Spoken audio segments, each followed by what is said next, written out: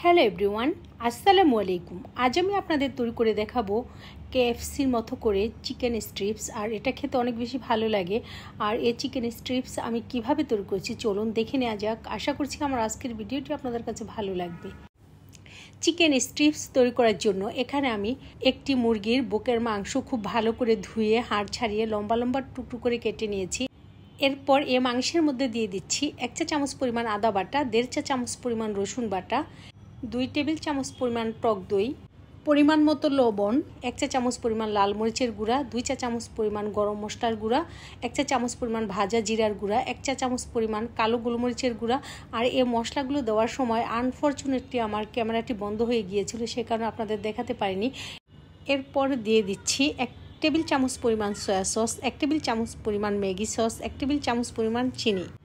এখন সব মশলা মাংসের সাথে খুব ভালো করে একসাথে মিশিয়ে নিচ্ছি। আর আপনাদের বাসায় যদি ম্যাগি সস না থাকে, ম্যাগি সস না দিলেও চলবে। এরপর এর মধ্যে দিয়ে দিচ্ছি 1 চা চামচ পরিমাণ বেকিং সোডা, 3 চা চামচ পরিমাণ কর্নফ্লাওয়ার, 3 চা চামচ পরিমাণ ময়দা। এখন আবারও এই ময়দা আর কর্নফ্লাওয়ার মাংসের সাথে খুব ভালো করে একসাথে মিশিয়ে নিচ্ছি। ময়দা ও কর্নফ্লাওয়ার এই মাংসের সাথে মেশানোর পর এটার ঘনত্ব একটু ঠিক হয়ে যাবে। আর সে কারণে এর মধ্যে আমি 3 টেবিল চামচ পরিমাণ পানি দিয়ে এটার ঘনত্ব একটু পাতলা করে নিব। পানি মিশিয়ে এ মাংস আবার একটু নেড়েচেড়ে এক সাইডে রেখে দিব। তারপর অন্য একটি বাটির মধ্যে আমি 1 কাপ পরিমাণ ময়দা নিয়ে নিব। এখন এই মশলা মেশানো মাংসগুলো ময়দার মধ্যে গড়িয়ে কুট করে নিব। আর এই ময়দার মধ্যে আমি আর কোনো ধরনের মশলাই মিশাইনি, কারণ মাংসের মধ্যে অনেক ধরনের মশলা আছে, সে কারণে এখানে শুধুমাত্র ময়দা নিয়েছি।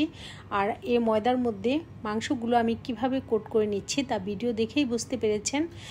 তো এভাবে আমি প্রথম ব্যাচের মাংসগুলো কোট করে নিব।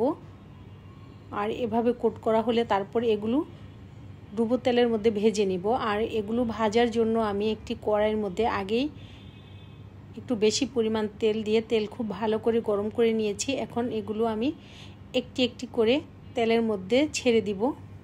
আর তেলের মধ্যে ছাড়ার আগে এগুলো একটু ভালো করে ঝেড়ে নিতে হবে, যাতে আলগা ময়দাগুলো এটার মধ্যে না থাকে।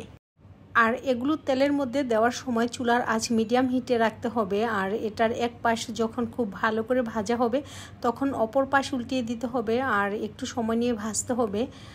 আর এগুলোর কালার যখন একটু ব্রাউন কালার হবে তখন চুলার আঁচ একটু কমিয়ে দিতে হবে। আর চুলার আঁচ একটু কমিয়ে রেখে একটু সময় নিয়ে ভাজতে হবে, যাতে এর ভিতরের মাংসগুলো খুব ভালো করে কুকড হয়। তো আমার এগুলো ভাজা হয়ে গিয়েছে, বাকিগুলো আমি এভাবে ভেজে নিব। আর এটার ভিতরে একটু জুসি থাকবে আর বাহিরটা হবে অনেক বেশি মচমচে আর ক্রাঞ্চি। তো দর্শক, তৈরি হয়ে গেল আমার ভীষণ মজার কেএফসি স্টাইলে চিকেন স্ট্রিপস। আশা করছি আমার আজকের ভিডিওটি আপনাদের কাছে ভালো লেগেছে।